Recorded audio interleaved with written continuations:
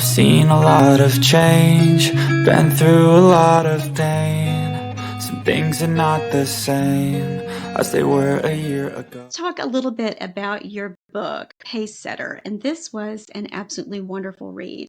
I don't want to say that it was a quick read. I will say that it was an enlightening read. I would say that you should definitely take your time and go through it because it's more than just about your journey. You are reaching back and taking that next person. You're taking that reader along the journey so that they can grow. There were parts in this book where I put it down and went, I'm not ready to answer that yet. And that's okay. That's part of the growth journey. And that is so powerful about this book. But what inspired you to write your book? Mm-hmm. Sure. I mean, at that point in time, I was leading a lot of trainings and being called out to do a lot of things, and people always had a lot of questions. And there were a couple of things that were developing, and once even on the break times or before the training, after the training, it led to a lot of talking, and conversation without break, which was always a struggle. And so recognizing, where is a place that they can really get the information that they're wanting from me, because obviously it's needed. And I don't have another place to point them to. And so that was part of it. It became, I'd rather I could spend all my time at that point in time too. I had started doing some coaching and consultation for people. Some were thinking about starting practice, some were starting practice, some had been doing practice. And I honestly was running out of time to even do those. It's like, yes, you can price it at a certain point, but it's just the time. We only have two resources in life, and that's time and money. And so it became, where can I pour some time where it will have a bigger impact if people truly wanted to take that step to pursue the information and not just use my time? How could I get that to them? And so it definitely was not about, trying to do consults and create some role, or title that I would be doing, or money making, adventure. Sure. It was more about a place, to put the information. And sometimes as I was doing those consultations, what I found is that everybody has different expectations. Obviously, we all go into things with expectations and just different goals.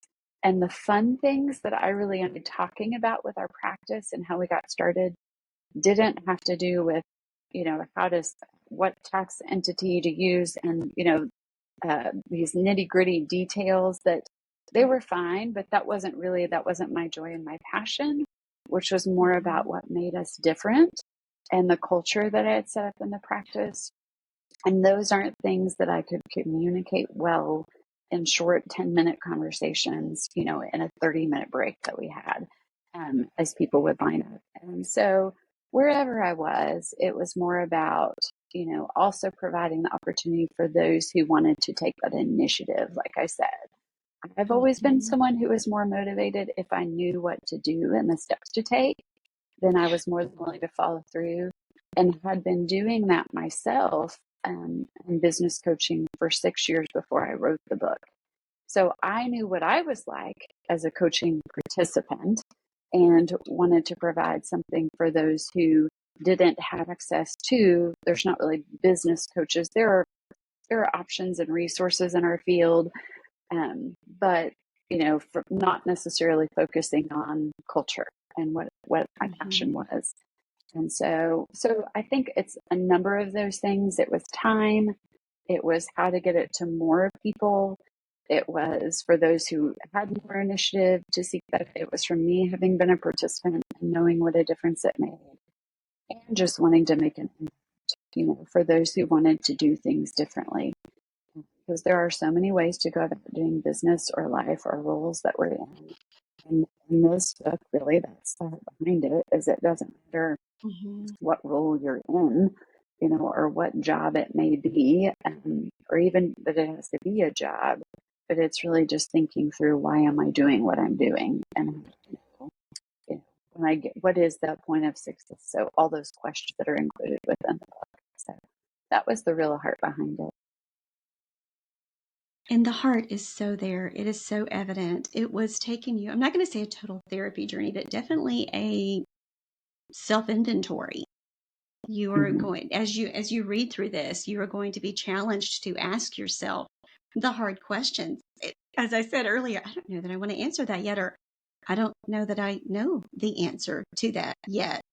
And it helps you get comfortable with being uncomfortable, because there's nothing, even though we've been through grad school, we've both been through therapy, and because they kind of make you go through that. If you're going to be a good therapist, you need to know what it's like to sit on the other side.